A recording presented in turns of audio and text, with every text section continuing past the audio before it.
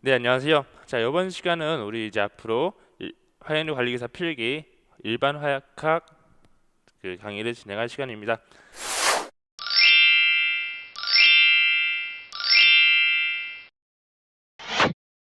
자, 이번 회차부터 이제 일반 화약학을 시작할 텐데요.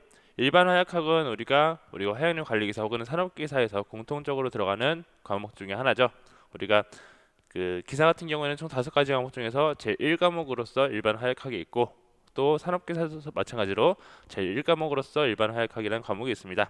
자, 이 과목은 어떤 걸 배우냐면은 말 그대로 우리가 화학연료 관리 관련된 내용 중에서 화학연료 관리 관련된 내용 중에서 화약 자체의 이 세부 내용들을 배우는 과목이라고 할 수 있어요. 화약 자체에. 그래서 일반 화약학이라는 것은 뭐냐면은, 자, 화약이 어떠한 것인지, 우리가 실질적으로 화약이란 것을 취급을 하면서 관리를 하지만 실질적으로 화약이 뭐냐라고 물었을 때 좀 제대로 말하기가 좀 어려워요. 화약이라는 게. 그래서 화약이 정확히 무엇인지를 알아보고, 또 화약이 그냥 통상적으로 우리가 발파를 할 때, 혹은 무엇인가를 파괴할 때, 혹은 뭐 불꽃놀이도 화약이죠. 불꽃놀이 할 때 쓰는 게 그냥 두루뭉술하게 다 이렇게 광범위하게 말해서 화약이라고 하지만은, 실질적으로 화약 안에는 매우 많은 종류의 화약 종류들이 있어요.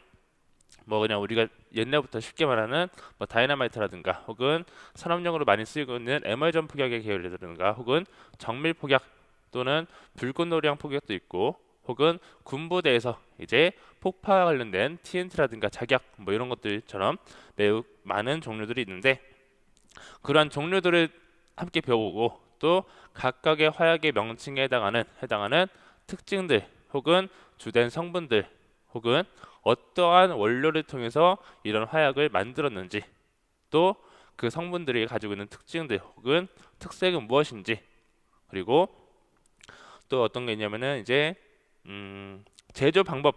자, 제조 방법도 간단하게 배워보긴 하는데, 자, 우리가 실적으로 이 내용을 알았을 때, 이 화약을 어떻게 하면 제조할 수 있다라고 하는 것은 못하고요. 그것은 우리가 화약류 관리가 아닌 화약류 제조기사라는 자격증에서 따로 하기 때문에 우리는 그냥 일종의 수박 겉핥기식으로, 아, 이러한 화약을 제조할 때는 어떠한 공정들이 이루어진다, 혹은 어떠한 원료들의 주성분으로 해서 만들어진다라는 것 정도만 알고 계시면 될 것 같고, 자, 그렇게 해서 이제 제조부터 성분, 특성, 종류, 뭐 정의 이런 것들을 다 이렇게 전체적으로 다 본 다음에는 이제 무엇을 하냐면은, 자, 이 화약이 우리가 실제로 사용하기 전에 여러 가지 검증 절차를 밟아야 되는 게 있어요. 일반적으로 안정성 시험이 제일 큰데, 지 화약이 불에 닿았을 때, 혹은 외부에서 충격이 가해졌을 때, 혹은 마찰이 발생됐을 때 얼만큼 이 화약이 잘 견뎌서 그 자체에 힘을 낼 수 있는가, 혹은 얼만큼 안정한가, 혹은 이러한 화약의 폭속이라고 하는 성능, 위력이 얼만큼 센지, 뭐 이런 것들을 여러 가지 시험을 거쳐서 검증을 하게 되는데, 그러한 시험 과정들과 시험 종목, 그리고 평가 항목들을 배워보도록 하고, 또 그리고 이제 일반 화약과 같은 경우는, 일단 제가 방금 말씀드린 것이 다인데 조금 서두 없이 말씀드렸지만은, 일반적으로 거의 이해를 한다는 과목보다는 거의 외우는 과목에 가까워요.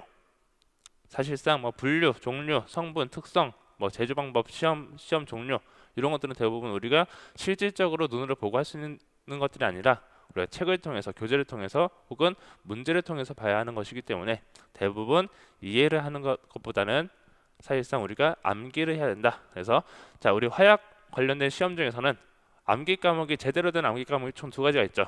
바로 첫 번째는 지금 해야 되는 일반 화약학 과목과, 그리고 한 가지는 법률과 관련된 과목, 그렇죠?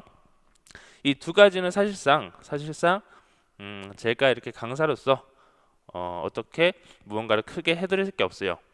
일단 교재를 드리고, 교재 관련돼서 내용들을 조금씩 설명해주고, 그리고 같이 문제를 풀어봄으로써 결국에는 수험생 여러분들이 이 과목에 대해서, 혹은 시험에 나오는 항목들에 대해서 충분히 외우고 공부해서 암기해야지 제대로 점수가 나오는 과목이기 때문에, 자, 암선역학이나 발판공학 혹은 구체공학 같은 경우는 제가 중간중간 이해를 조금 돕기 위해서 예를 들고 또 여러 가지 원리를 설명해 드리고, 자, 이런 것을 통해서 어느 정도 우리 이 앞에서 가르친 강사와 그리고 수험생들 간의 이 커뮤니케이션이 조금 필요한데, 일반 화약학 같은 경우는 사실상 그게 좀 크지가 않아요. 그냥 단순히 저희가 이제 조금씩 도와드리는 정도? 왜냐면 사실상 암기라는 게 누군가 무엇을 해준다라고 해서 잘 되는 것이 아니라, 사실상 암기라고 하는 것은 내가 얼만큼 많이 읽고 많이 보고 많이 쓰고 했는가에 따라서 점수가 달라지는 것이기 때문에, 일반 화약과 같은 경우는 조금 암기에 초점을 두고 진행을 하셔야 된다라고 말씀드리고요. 자, 간단하게 일반 화약학에 대해서 알아봤는데 이 일반 화약학 같은 경우는 우리가 다른 과목들에 비해서 약간 강의 시간이 좀 작을 거예요. 보통 한 암산역학이나 혹은 발파공학의 한 3분의 1 내지 한 2분의 1 정도 강의 수가. 왜냐면은 내용 자체가 아주 넓지가 않아요. 단순히 화약 자체에 대해서 배우는 것이기 때문에 이 내용 자체가 조금 적다라고 할 수가 있습니다. 그래서 한 번씩 살펴보도록 하고, 또 한 가지, 이 일반 화약과 같은 경우는 특성상 시험에 보통 필기에서 총 20문제가 나오는데, 20문제 중에서 보통 계산 문제가 많아야 두세 개, 어떤 회차에는 계산 문제가 한 개 정도 나오는 경우도 있고 보통 한 두세 개 정도 나오는데, 그러다 보니까 계산과 관련된 내용들이 굉장히 적어요. 비중이 적고, 거의 뭐 한 회차당 2개 꼴이면 20개 중에서 2개 꼴이면 한 10% 비중 정도. 그래서 또 계산 문제가 또 그렇게 어렵거나 하지 않기 때문에 충분히 수업을 통해서 보다 보면은 문제를 풀 수 있는 그런 내용들입니다. 자, 그래서 우리가 화학연료 관리기사 혹은 산업기사를 이렇게 시험을 보시는 분들이 주된 그 점수를 조금 높이기 위해서, 혹은 평균 점수를 좀 높이기 위해서 많이 투자를 하는 과목이 일반 화약학에 속하죠. 결국에는 대부분 단답형으로 외우는 문제들이기 때문에 사실상 얼만큼 잘 외웠느냐에 따라서 점수가 크게 올라가는 과목 중에 하나입니다. 자, 그런데 이 일반 화약학을 조금 어려워하시는 분들도 계세요. 뭐냐면은 일반 화약이라는 과목 자체가 화약과 관련된 건데, 화약의 성분이나 혹은 원료 이런 내용들이 나오기 때문에 사실상 이 화학과 관련된 내용들이 많아요.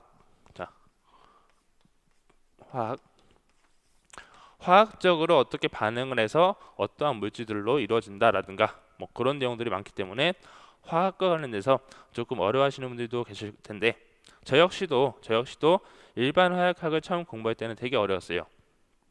단순히 암기만 하면 될 것 같긴 한데 이 화학이라는 내용과 굉장히 밀접한 관련이 있는 학문이다 보니까 조금 어렵기도 할 수가 있습니다. 제가 그래서 중간중간 이 화학과 관련된 개념들이나 혹은 단어들, 우리가 평소에 쓰지 않는 생소한 단어들이 나오면은 조금씩 부연 설명을 하면서 강의를 진행하도록 하겠습니다. 자, 일단 서론 이렇게 마무리 짓고 한번 교재로 한번 넘어가 볼게요.